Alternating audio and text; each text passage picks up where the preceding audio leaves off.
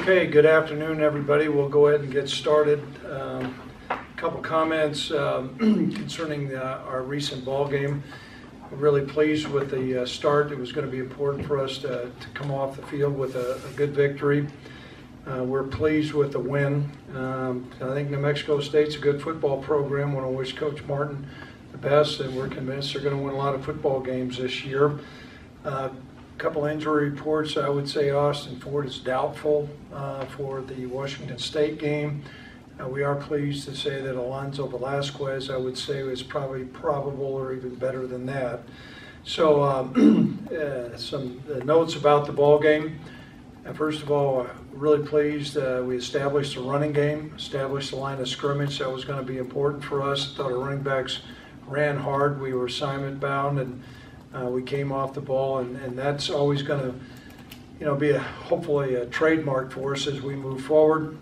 Tyler Vanderwall, he started out the game really well. I think he was 7 for 7, and maybe had a little dip during the course of the game, but really pleased for the freshman quarterback, in starting game, particularly on the road with a team that had won their bowl game. It was a big ball game, and thought Tyler really showed up well, so we're really pleased with that.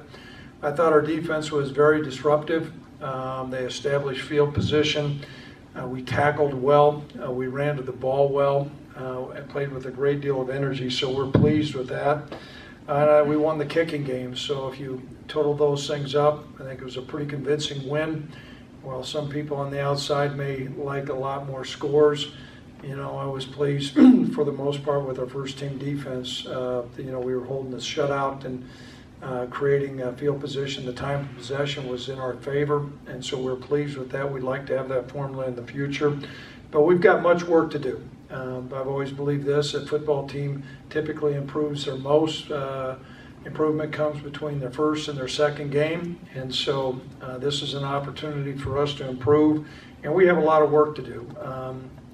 So our players are back. We started out with some lifting today, and we'll have a light practice and get ready for an excellent game against Washington State. Washington State, first of all, I have a great deal of respect for Coach Leach. I've coached against him on a couple occasions through the years. He enjoys a great national reputation, and I think their football team has transitioned from a team into a really good program. You can see the vision that Coach Leach has in their recruiting philosophy, the direction that they're going. They've been a perennial bowl game team, and so you're not just dealing with a team, you're dealing with a program. I know their defensive coordinator, Tracy Clays, very well. I can promise you this, their defensive players will know what they're doing. They will be assignment bound, and they will play really hard. Also know Coach Spurrier. I had a chance when I was a young coach at Duke. He was on our team for a while. And, I know that when he was at Oklahoma, he and Coach Leach worked extensively together. So you've got an experienced coaching staff with a whole collection of other guys. Well, what the makings are is a great college football game. There's a lot to play for. It's early in the year. I know our players are excited. Our coaches are excited. And so at this time, I'll open up any questions anybody might have. With Austin being doubtful, is that a good sign that it's maybe not season ending, or do you know much more about it, or is it kind of a positive that it's just doubtful at this point? I would say that's a correct assessment. Initially, it would come down to a knee strain. There's probably a more technical term than that, but they're going to go through do an MRI and all those things. But the initial assessment is doubtful. He's moving around, but a little gingerly, and so I just. Unless he sees the Wizard, I don't think he's going to be playing this week. But to say that he's going to be lost for the year, I would be surprised by that. Coach, with Cash out this game, just what does Adam bring to that position? Obviously, I know he's a veteran on this team who's Adam Pillipole stepping in for Cash. Okay, yeah. Adam is a really bright player. He's played safety here in the past. He's put on some lean muscle mass. He's got a great understanding of linebacker. And so he played quite a bit last week, and we really feel comfortable with him coming in and playing this week. After you looked at film with your offensive line with 3 redshirt freshmen, did they grade well? Were you pleased with what you got from your offensive line? Also? Yeah, we were, Robert. I mean, the results. I know our running backs ran hard, but a lot of times I thought the line of scrimmage was moved, and we were fairly assignment bound. There's still some things we have to clean up, you know, maybe from the naked eye, maybe some of the fans couldn't see, but we certainly did. But overall, I mean, that was a point of emphasis that started last spring. You know, we were way off as far as our ability to run. I think New Mexico State has some good defensive front players, and so, you know, credit our strength staff. I thought they did a great job preparing those guys. And while we had some new players in there, they certainly didn't play like they were new. And so we're pleased with that. It's a really good start for us. But now, this next crew we're going to face is going to be a little bit different. And, you know, every week gets a little bit bigger, and this will be a bigger ball game, and I think a better opponent. Coach, how does this Washington State team compare to the one you guys played back in 2015? Is it still pretty similar to what they tried to do? Well, some of the schematics are the same now. You know, defensively, they're going to have a different flavor. But offensively, you know, there's a lot of things that Coach Leach has done through the years. I can remember calling defenses when he was calling plays at Texas Tech. While there's some differences, there's a lot of similarities. So they have a philosophy. You know, it's going to be a great opportunity. I thought we were outmanned the last time we were up there. We were going to need to have, you know, a plus 3 or 4 turnover margin, and that didn't come about. And I think Washington State had their way with us. I can remember that. You know, we're in hopes that we've got it. I know this, we're a different program now than what we were then. How we stack up, that's why our fans need to come to the game and see. Craig, yes. Go over here, the guy in the cowboy hat. Last week, it didn't seem like the defense did a lot of they were pretty vanilla in their approach. Was that by design, or was that just because that's the way the game led it? Well, if I give it all, I'm going to tell a bunch of secrets, and you're trying to bait me here, Tracy. You know, I think what happened during the course of the game, we had pretty good control of the game. And so as a result, you kind of danced with who brung you. Things were working pretty good, and it's no sense trying to out-trick ourselves. I thought our guys, you know, I was really pleased. It's probably the most speed that I've seen our defense have since I've been our head coach. And so our guys were positioned well, and they played well. So part of it was design, and then part of it was how the game unfolded. Greg, you've been a part of some really good defenses, either the coordinator or as a head coach. Does this one have a chance to be in that special group of the ones you coached previously? Yes. Mm-hmm. And I guess why? Couple things. First of all, you know, a lot of experience back at key positions. When you say key positions, you're usually looking at, kind of in a baseball term, to be really strong down the middle. You know, whether it's a defensive tackle like Sid or Johanna, or a middle linebacker like Logan, or safeties like Marcus and Andrew Wingert. That's pretty strong down the middle. And then you've got some flank guys like Carl Granderson, and I think we've got some good explosion from our corners. So there's good athleticism, there's some maturity, a lot of experience. Our whole coaching staff's back. You know, they're hungry. They got a taste of being good last year. I think they want to take another step forward. But that could be characterized of our whole football team. But certainly we have more experience on defense than we do offense. And particularly in opening games, it was going to be important for us to leverage our defense, which we did. You know, we wanted to make sure that our opponents always played on the long field, and make sure that, you know, there was probably a couple times I'm sure I got some gruntled, why aren't you going for it on 4th down, or why aren't you doing this? Well, I know this. I look at those guys and say, hey, punt the ball inside the 10. Good luck, Jack Buck, on trying to go 90 yards on our number ones. And so that was the plan. You know, with Trey Woods moving Back in the back, the elder statesman, the glasses. Just curious how good it must feel to come home after you open the season on the road. Is that a question or a comment? It's a question. It's a promotive. How good does it feel? It feels great, and it does. You know, there's no place like home. War Memorial Stadium, since I've been our head coach, I believe has transitioned. You know, it's gone to where you have games there to where now the crowd is actively involved. It's been great to see our student body show up. They energize the stadium. You know, it'll be a wonderful, I believe it's a 1:30 kickoff.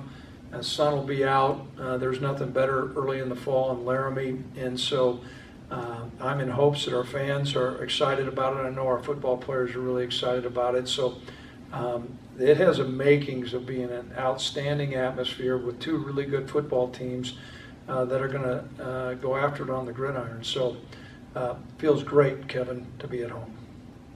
With Trey Woods' transition to defensive end, I mean, he was in the rotation, he got a sack. Certainly not assuming he's got it all figured out, but has he surprised you with how he's kind of picked things up to this point? And what have you liked from him, at least as far as he's still learning the position? He's learning the position. You know, he started out as a linebacker, and so quite frankly, a lot of times our middle linebackers and our defensive ends, while their assignments are different, sometimes the physical composition, their body types are very similar. And what we like, he's got good length. He can speed rush. He's got good strength. I wouldn't say great strength, but he can cover a lot of ground, and that puts an offensive tackle. You know, that point back there that you're shooting for, he can get there in a hurry. And it was good to see him hop in and get a sack. I also know that if you looked at our tape, when Nico broke off the long run, there was nobody more excited than Trey Woods. He almost got flagged because he got outside the box because he was excited. And I think that those are indications of things that I see, that the team is bigger than itself. And when those unselfish physical demonstrations come out, we've got a lot to work with. And he's a good-looking guy on the hoof. I mean, and he's gonna put a lot of weight on, and we're really excited. We think that's a great move for him. Coach, I know you've been a part of some big wins against, you know, autonomous 5 teams in the past. Just how much have those wins meant to, you know, those teams that got those wins, even though, you know, they don't directly affect, you know, conference standings, things like that? Well, I think it's another step forward in our program. I know you hear all this talk about it, and I appreciate you calling it an autonomous 5 because you say Power 5s. I think there's power programs, and as I alluded to at the beginning of this press conference, Washington State has moved up the ladder. They're a nationally recognized program, and they have good players and they're well coached, and so it's going to be a great opportunity for our football team. Yes, Coach.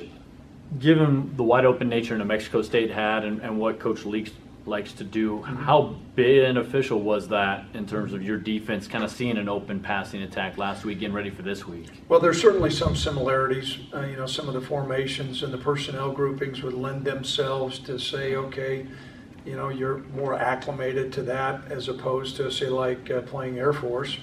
However, a lot of the schemes are different, the players are different, so every week is a new week. You know, our players are going to need to erase some of the things that they learned and applied during the game and kind of re-engineer their brain to get assignment bound. But you know, you're not talking about 3 backs in the backfield and a fullback and a kick-out block. You're talking about different concepts. So there's more similarities than differences.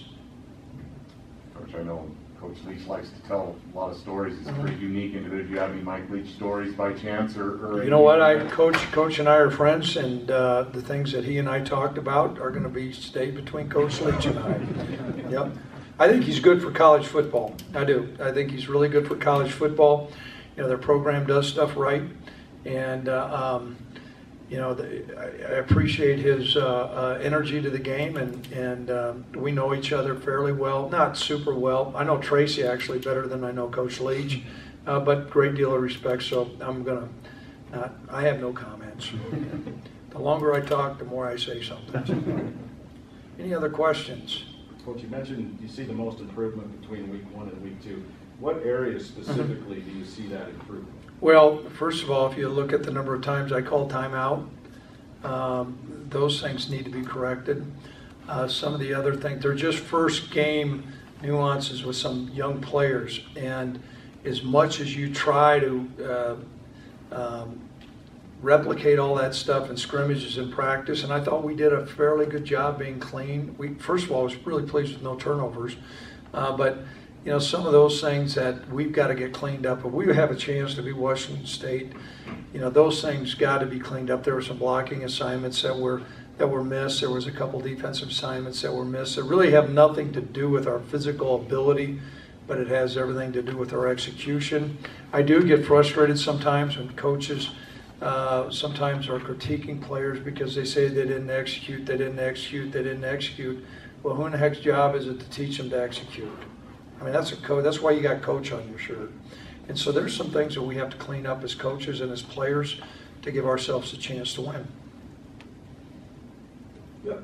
Yes. No, we're trying to trap you on that earlier question, but I guess what I was getting at is Washington State's offense is a lot more wide open than a lot of offenses, and a lot more of a challenge, you think, for your defense than some of the teams you'll play? Yeah, you know what, Tracy, sometimes schools get in a cookie cutter approach.